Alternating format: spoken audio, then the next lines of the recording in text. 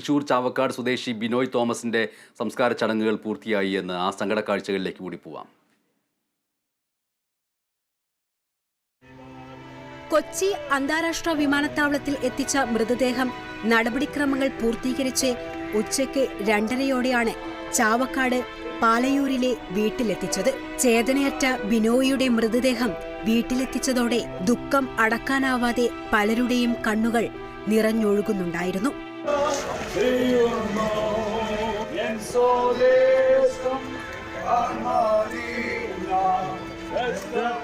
കേന്ദ്ര സഹമന്ത്രി സുരേഷ് ഗോപിയും ഗുരുവായൂർ MLA NK അക്ബറും അടക്കമുള്ള ജനപ്രതിനിധികളും പൊതുപ്രവർത്തകരും നൂറുകണക്കിന് നാട്ടുകാരും ബിനോയ്ക്ക് അന്ത്യോപചാരമർപ്പിക്കാൻ വീട്ടിലെത്തിയിരുന്നു.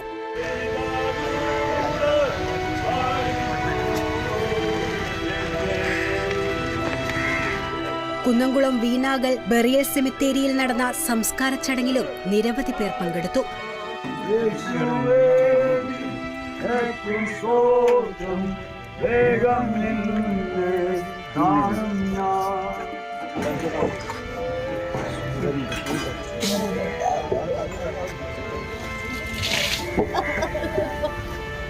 ഭാര്യയും 2 മക്കളും അടങ്ങുന്നതാണ് ബിനോയിയുടെ കുടുംബം.